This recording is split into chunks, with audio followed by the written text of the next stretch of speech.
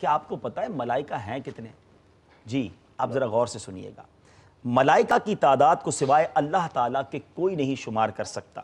قرآن مجید فرقان حمید میں اللہ تعالیٰ کا فرمان ہے وَمَا يَعْلَمُ جُنُودَ رَبِّكَ إِلَّا هُ، اور تیرے رب کے لشکروں کو اس کے علاوہ کوئی نہیں جانتا۔ اب ملائکہ کی بہت ساری قسمیں ہیں، اور ان تمام فرشتوں کی قسموں پر اگر غور کیا جائے، اور یہ سب کی سب ہمارے پیارے آقا علیہ الصلوۃ والسلام پر درود پاک پڑھنے میں مصروف ہیں، یہ سب ہمارے آقا علیہ الصلوۃ والسلام کی عظمت و شان بیان کرنے میں لگے ہوئے ہیں، تو فرشتوں کی اقسام کتنی ہے؟ ذرا چند تفصیل سنیے جو احادیث کے ذریعے، روایتوں کے ذریعے ہم تک قسمیں پہنچی ہیں۔ کیٹیگریز آف اینجلز، ذرا غور کیجئے گا۔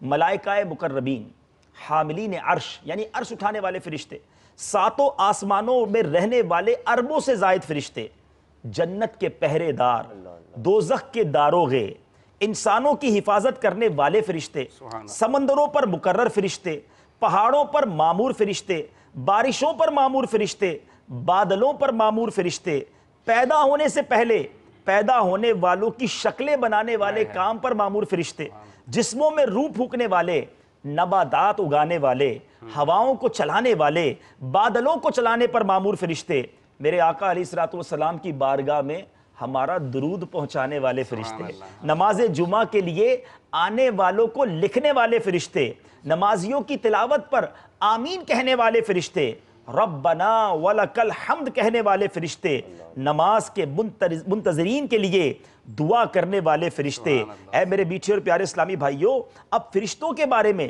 ایک بڑی امیزنگ جو بات علماء نے لکھی کہ بیان کیا جاتا ہے کہ انسان جنات کا 10واں حصہ ہے۔ جی یعنی 10 گنا جنات ہیں دنیا میں۔ تھوڑا سا کیلکولیشن کرتے ہیں، ذرا دیکھتے ہیں آپ کی کیلکولیشن کیسی ہے۔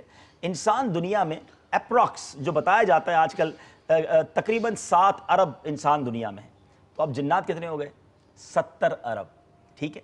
70 ارب اس وقت دنیا میں جنات ہوں گے۔ اب آگے چلیں، جن و انسان خشکی کے جانوروں کا 10واں حصہ ہیں، یعنی جتنے خشکی کے جانور ہیں نا، جو ہمارے حیوانات ہیں، جس کو چوپائے بھی کہیں گے ہم، بہت سارے جانور ہیں، لیکن اٹ مینز 700 ارب، ایک محتاط اندازہ، 700 ارب جانور ہیں دنیا میں۔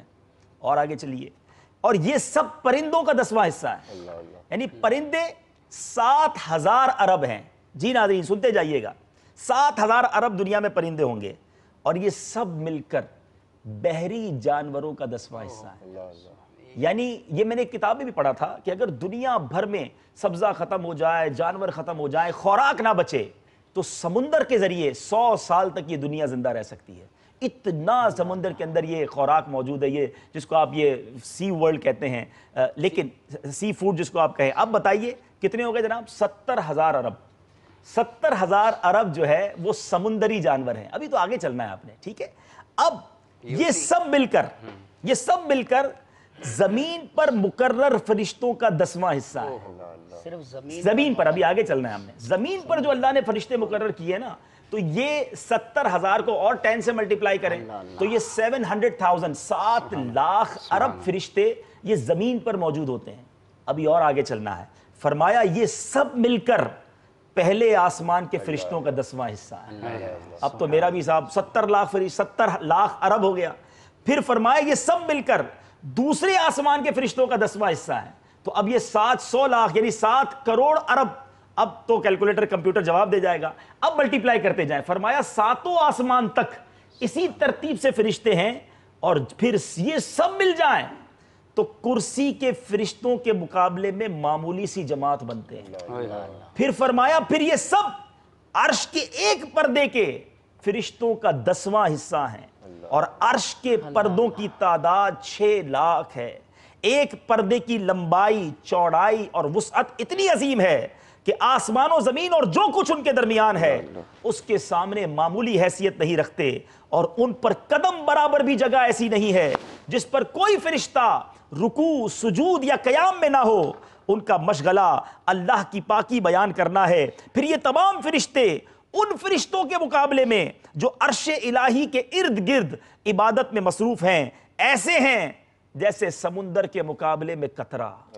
اب وہ فرشتے کتنے ہوں گے؟ ان کا شمار اللہ ہی جانتا ہے، اور یہ بھی کہا گیا کہ عرش کے ارد گرد فرشتوں کی 70,000 صفیں طواف میں مشغول ہیں، اور اللہ کی وحدانیت